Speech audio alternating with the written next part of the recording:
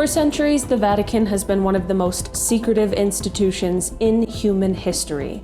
Behind its walls are restricted archives, locked rooms, and documents so sensitive that even historians aren't allowed to see them. But over time, pieces have leaked out, and when you start putting them together, a very different picture begins to form. These are the hidden truths about the Vatican they never wanted you to know.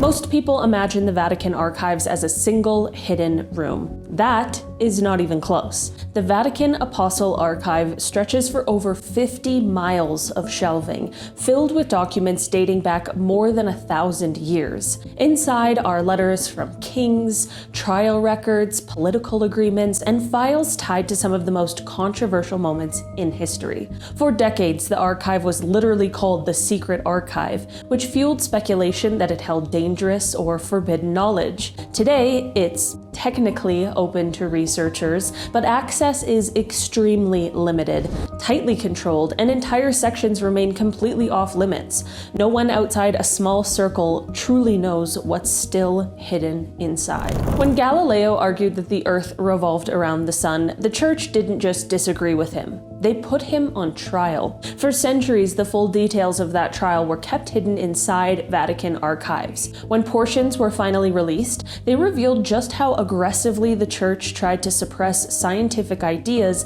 that challenged its authority. Galileo was forced to publicly deny his own findings and spent the rest of his life under house arrest. The documents showed that this wasn't just a misunderstanding, it was a deliberate effort to control knowledge. Shocking. Even today, most of the Vatican archives are not open to the public. Researchers must apply for access, and even then, they're only allowed to view specific documents under supervision. Entire time periods and collections remain sealed. No explanation, no timelines. Some historians believe these restricted sections contain politically sensitive records. Others think they could include documents that would challenge long-held narratives about history, religion, or power. Whatever the reason, the fact that they remained locked away only adds to the mystery. The Institute for the Works of Religion, often called the Vatican Bank, has been at the center of multiple financial scandals. In the 1980s, it was connected to the collapse of Banco Ambrosiano, one of Italy's largest banks at the time. Billions of dollars went missing. A key figure involved in the scandal was later found dead under suspicious circumstances. Investigations suggested ties between the bank, organized crime, and secret financial networks. While the Vatican denied direct responsibility, the connections raised serious questions about how money moves behind closed doors. Throughout history, many religious texts were written but never included in the official Bible. Some of these texts, like the Gnostic Gospels, present radically different interpretations of early Christianity. While copies of these texts have been discovered outside the Vatican, historians believe the Church may hold additional versions or related documents that have never been made public. If true, they could reveal alternative perspectives on the origins of Christianity that most people have never seen.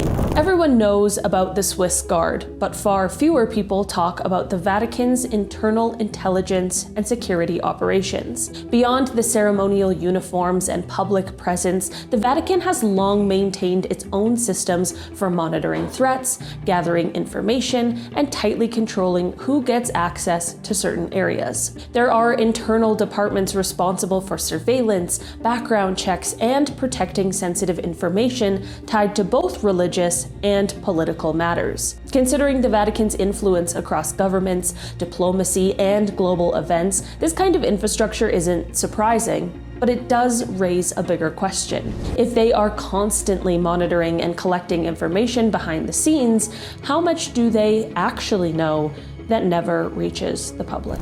The role of the Vatican during World War II has been debated for years, and not in a simple way. Critics have long questioned what the Church knew about the events unfolding across Europe and how it chose to respond. For decades, key documents from that period were sealed inside the Vatican archives, completely inaccessible to historians. It wasn't until recently that portions were finally opened, allowing researchers to begin piecing together what was happening behind closed doors. What they found was not a clear answer. It was a complicated mix of diplomacy, diplomacy, silence, and behind-the-scenes actions that are still being interpreted today. Some documents suggest quiet efforts to help, while others raise uncomfortable questions about inaction. And even now, many believe that not everything from that period has been fully revealed.